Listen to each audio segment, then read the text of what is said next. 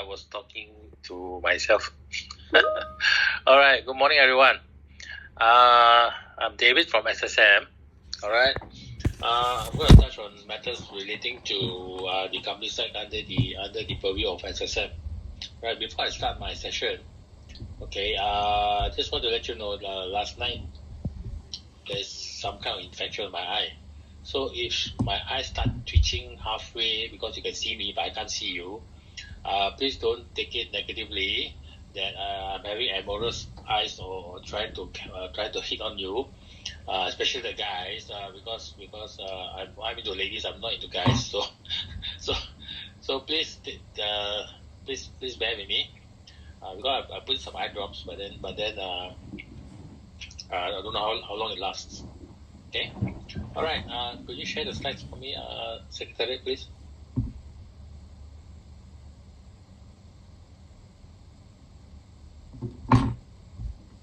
Hello, can anyone hear me? Hello. Just a moment. Sorry. I thought Just a moment, Mr. Yap. Okay. The files quite hang just now. Okay, let me share the screen first.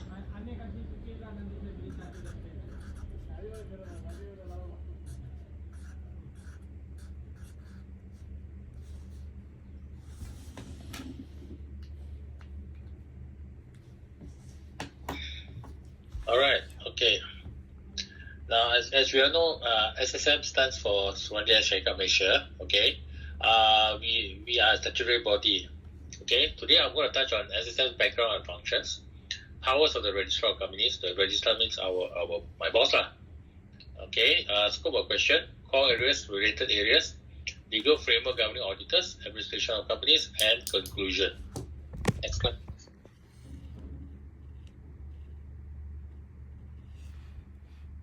Now, SSM is a statutory body formed on 16 April 2002 as a result of a merger between the Registrar of Companies, ROC, and Registrar of Businesses, ROB. The ROC and ROB are 100% government body.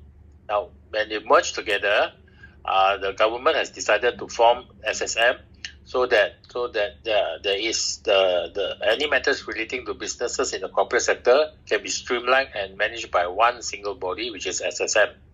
Right? Previously, there are two separate registrars, ROC and ROB, and both of them have different direction and policies, making the corporate sector a bit confused. So now it's all under one single body under SSM, where we administer and apply the policies collectively.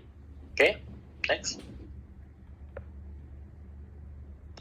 Now, these are the main functions of SSM. SSM's main function is to do administration of the prescribed laws, which are the Companies Act 2016, Trust Companies Act 1949, Kutu Funds Prohibition Act 1971, Registration of Businesses Act 1956, Limited Liability Punishes Act 2012, subsidiary legislation under the above acts. Now, the subsidiary legislations are those under the guidelines, the practice notes, practice directives, which has the force of law. Next will be the number 2, agent for the government in administering, collecting and payment of prescribed fees and charges. So we are the agent to collect fees for the government. Regulation of corporation and businesses. So we regulate companies and businesses. Promote corporate governance. So we do issue a lot of corporate governance standards and guidelines. Enhance and promote the supply of corporate information. Research studies on corporate and business activities. We do research on other countries, advanced countries, and see how they structure their corporate sector and whether we can adapt it into our Malaysian environment. And also we advise the Minister on the corporation and businesses in relation to the prescribed laws. Next. Okay, before that, SSM is a self-funded body. So whatever fees received by SSM is used to pay off our expenses and our salaries and all that. And but 30% of our income goes to the government. All right, these are the type of companies under the Companies Act 2016. Okay, the one is the companies limited by shares, company limited by guarantee, and unlimited company. Now, company limited by shares, there are two types, private and public. In public, there are two types. Also, one is listed and non-listed. Those listed are those under the Bursa share market. and those non-listed are those public company and controlled by SSM. As for private company, there are two types. One is exempt private company and one is non-exempt private company. Exempt private company are not more than 20 individuals, and for private company, the restriction of rights to transfer shares are not more than 50 shareholders, and public invitation to subscribe to the shares is prohibited. So it's a private company. If you want to do all that on the right side box, you need to convert your company to a public company. Okay, next. Now, SSM function relates to auditors. Okay, now a lot of people asking, how is SSM related to auditors? Actually, no, auditors are regulated by MIA and MOF. Now, we register the audit firm, being a body to register entities that govern businesses. So we register the audit firm. Okay, now what you all do is you go for the interview. Okay, go for the interview. Once you pass the interview, MOF will give you a license. Now, with that license, you go to MIA, do a name search, get your name approved as an audit firm, the AF firm, come to SSM, and register the firm. Now, the AF number comes from SSM. It doesn't come from MIA. SSM gives you the AF number. If you want the AF number instead of 444-909, if you want the AA8, come to SSM. Then SSM will give you the AF number. So once you get the AF number, you go back to MIA and inform MIA of your AF number, and you can commence practicing. Alright? SSM also maintain auditors and auditors to get allocated information. So all the firm's information is kept at SSM. All the information on auditors as an individual is kept at MIA. So MIA monitors the conduct of the auditors, whereas SSM monitors the conduct of the auditors and the firm as well. Okay. Enforcement, auditors' duties. Auditors' duties and responsibilities. Now, if there's a breach under the Companies Act, SSM will not hesitate to enforce the Companies Act's enforcement powers if there's a breach. But if there's a breach in terms of conduct, like for instance, you don't do a proper duty, that kind of thing, but then it's not under Companies Act, then it's under the MIA's responsibility. As for the MIA auditor's qualification, this qualification is all stated under the Companies Act 2016. Next slide. Now, since the ROB and ROC has been streamlined together and formed SSM, the enforcement powers all under the respective laws has been streamlined also to the Companies Commission of Malaysia Act. Alright, why do we do that? Because under the various acts, the enforcement powers and actions are different. Alright, there's no proper standardized approach. So a lot of people get confused. Like for instance, certain action under this Act A says 5,000, whereas under Act B says 100,000. Then this one punishment 1 month, this one punishment 3 years or jail or both. Okay. So we have streamlined both under the Companies Commission of Malaysia Act. Next. Now we introduced the 27A and under the 2015, registrar shall have the powers of a police officer of whatever rank as provided under the CPC code, except the power to arrest without warrant. So we cannot arrest without warrant, but we have the powers of a police officer under the CPC code. In relation to enforcement, inspection and investigation, as such, the power shall be in addition to the powers provided under the Act and not in derogation thereof. Okay, so we have additional powers. Next. The registrar is also empowered to request by written notice to anyone whom the registrar believes is capable of giving evidence in relation to the performance of his function. This provision sets out the procedure to be adhered to when the person is served with the notice under this section. That means the registrar can request for information if, let's say, the registrar believes the information that you have can assist in the performance of his function. Now, please bear in mind, although the Act keeps saying registrar, what is this? All of us are deputy registrar or assistant registrar. Okay, so when we go there, when we show our authority card, it will be written there as assistant registrar or deputy registrar. Does it mean that the Act says registrar, we cannot carry our function? Our power is delegated down to us from the registrar. Next. Power to conduct inspection. For the purpose of the laws administered by the Commission, the registrar is given access to any place or building and may inspect or make copies or extracts of any book, minute book, register and documents required to be kept by the registrar or necessary for the purpose of answering compliance with the Act and law stated in the first schedule. You saw the first schedule in the Companies Act, LLP, and all those things, right? The registrar is not empowered to request a warranty to any person for him to produce books, documents, etc. So we have the power to go in and take books or request for the books from anyone. Okay?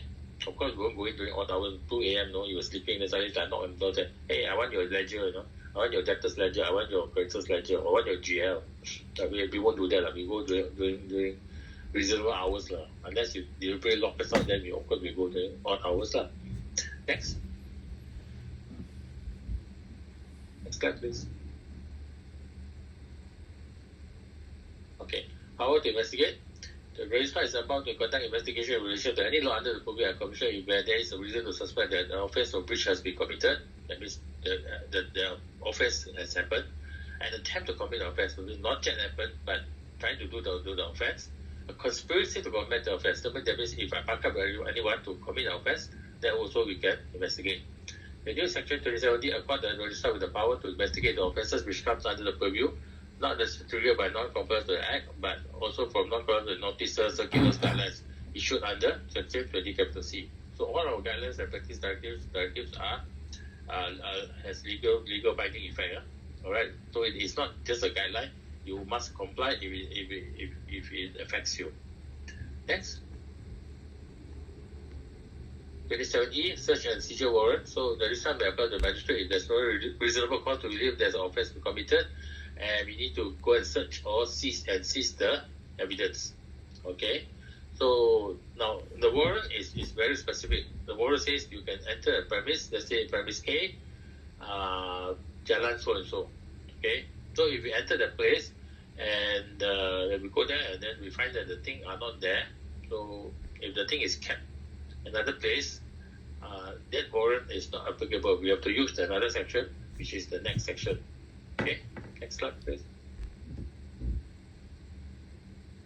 Okay, so if we go to premise A and then we find the goods, the evidence actually kept in premise X, which is further down the road or another place, we won't have enough time to go back to the court and say, hey, can you give me another warrant? The evidence actually is premise X, which is down the road or another area. By the time we go and get the warrant, or maybe even the court may be closed, it's not easy to go and see the judge or the magistrate, that kind of thing. So by the time we go and get the thing, the company may have moved the evidence or destroy it, So because in a search and seizure exercise, time is of the essence. So we have to act fast before the evidence is destroyed or moved. So we can actually go into premise X without a warrant, without a search warrant, to search and seizure, because if any delay will adversely affect the evidence. Okay, next.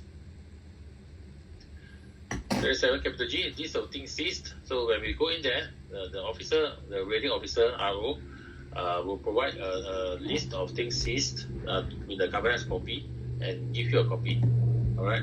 So you will have one copy, the officer will have one copy, and in case there's any dispute, we will always refer back to this list.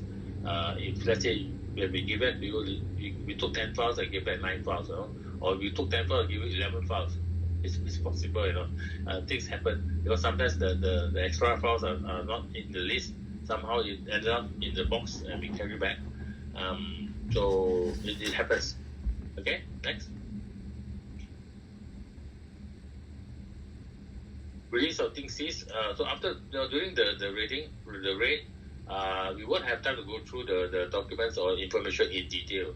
Okay, so we just keep through, and then you find that if there's any relevance to the raid, you just take it and go back to the office and sit down and slowly go through the documents.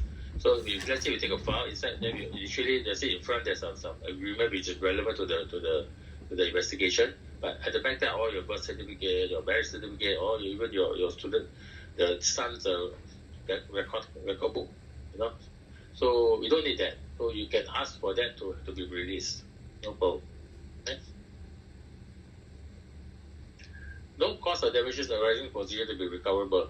No person shall in any proceeding in any court seized in the exercise of property exercise of the power and be entitled to a cost of such proceeding or damage or other release unless such seizure was made without reasonable cause. Let's say during the seizure, we actually took some there's a box there. Let's say inside there's a can of a bottle of jam inside there. So we took back. So after a few days, we didn't keep the fridge. We don't know inside a box. So then after the jam rosa, then you say, hey, jam rosa, you spoil, so you want to claim for SSM for the damage. You can't do that because it is done with reasonable cost. You can do that if it's done without reasonable cost. Next. Surrender travel documents. If let's say the registrar believes the person under investigation is going to abscond or run away from Malaysia, so we will seize the passport. So once we seize the passport, that is to prevent the person from leaving. Now under this what is this? This our act. We really seize the travel documents. Okay, so the person we don't detain the person. But under the Income Tax Act, the person is prevented from leaving. So if let's say you have multiple passport, people can still go out, but don't quote me lah. Alright, next. Now these are the contents of the Companies Act 2016. I'm sure by now most of you are familiar with the Act. The Act generally are divided into 5 parts, 26 divisions, around 620 provisions, and 13 schedules. Okay, so part 1 is talk about preliminary limited. Like a storybook, or this introduction. Part 2 talk about formation and administration of companies. Then next slide. Part 3 talk about management of company. Then where the accounts, the auditors are mentioned here. Part 4. Next slide. Part 4 talk about cessation of companies. This is the end life of the company, from the birth, part 1, until part 4 is the end life of the company. Part 5 talk about foreign companies, enforcement sanctions, general provision, saving, and transitional. Okay, so this part 5 is talk about the transition from the Companies Act 1965 to this Companies Act 2016. Next slide. Now these sections listed down is very, very important. Please memorize it and understand it. Don't memorize it quote word by word to the interviewer. But when they do ask, can you explain more on, let's say, section 263 or 264? It's like, let me